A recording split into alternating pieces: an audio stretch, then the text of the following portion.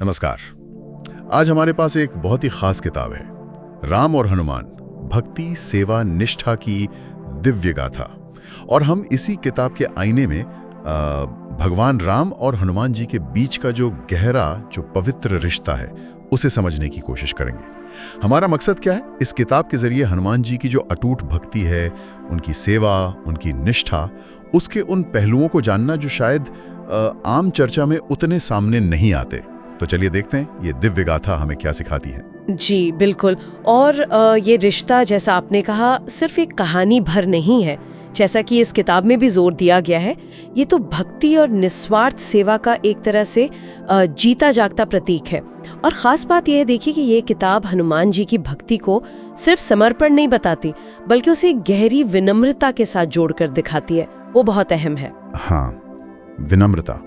अच्छा, रामायण की कुछ घटनाएं तो हम सब जानते हैं, जैसे हनुमान जी का लंका जाकर सीता जी का पता लगाना। तो इस किताब में उसका जिक्र कैसे है? क्या इसमें उनके सिर्फ दृढ़ संकल्प को ही दिखाया गया है या कुछ और भी है? ये अच्छा सवाल पूछा आपने, क्योंकि ये किताब जो है वो सिर्फ घटना बताने से आगे जाती है। मतलब ये दिखाती है कि उस वक्त हनुमान जी के मन में सिर्फ राम का आदेश पूरा करने का भाव नहीं था। नहीं, उसमें एक गहरी पीड़ा भी थी और सीता माता को ढांढस बंधाने की एक तीव्र इच्छा भी थी। उनका संकल्प सिर्फ मिशन पूरा करना नहीं था, बल्कि ये भी था कि राम जी के दुख को कैसे कम किया जाए। तो ये उनके समर्पण का एक भावनात्मक पहलू है, जिस पर यह किताब खास रोशनी डालती है। अच्छा, भावनात्मक पहलू। और लंका दहन, उसे तो अक्सर हम हनुमान जी की शक्ति के प्रदर्शन के तौर पर ही देखते हैं ना। हुआ था, उसका एक तरह से प्रतिकार था, और उनकी जो शक्ति थी वो पूरी तरह से राम की सेवा और उनके सम्मान की रक्षा में लगी हुई थी। किताब इस बात पर बहुत जोर देती है कि उनकी शक्ति कभी भी अहंकार से जुड़ी हुई नहीं थी।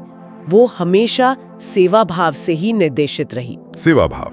और संजीवनी बूटी लाने वाली घटना, उसके बारे में इस किताब में क्या खास बताया गया है? वो तो खैर उनकी निष्ठा का एक अद्भुत उदाहरण है ही। बिल्कुल है, बिल्कुल है। लेकिन किताब इस बात को जैसे रेखांकित करती है कि कैसे उस असाधारण, उस मुश्किल परिस्थिति में भी हनुमान जी ने अपना लक्ष्य नहीं छोड़ा, भले ही उन्हें पूरा का पूरा पहाड़ उठाना पड़ा। ये उनकी निष्ठा को असल में परिभाषित करता है।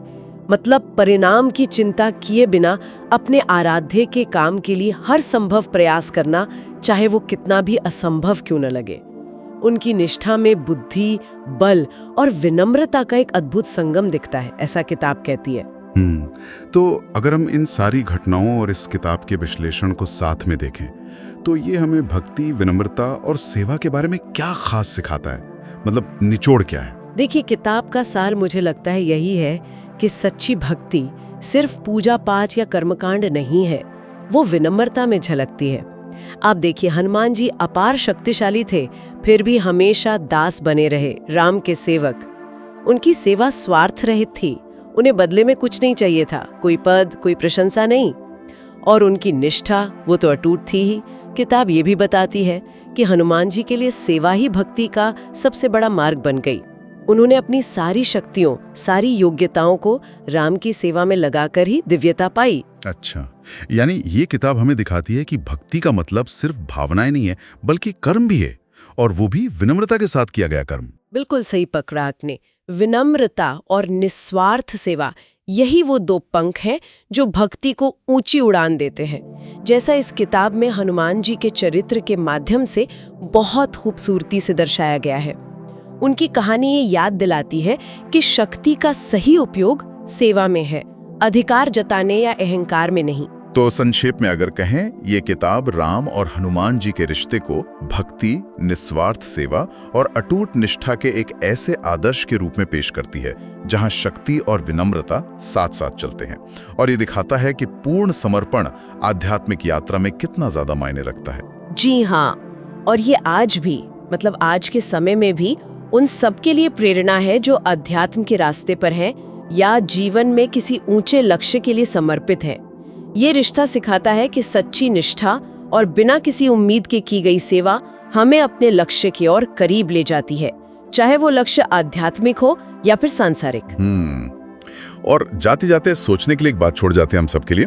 आज की इस भागदौड़ भरी दुनिया में जब हम सेवा की बात करते हैं तो हनुमान जी की उस निस्वार्थ भक्ति और सेवा भाव का कौन सा रूप हमें अपने आसपास देखने को मिलता है?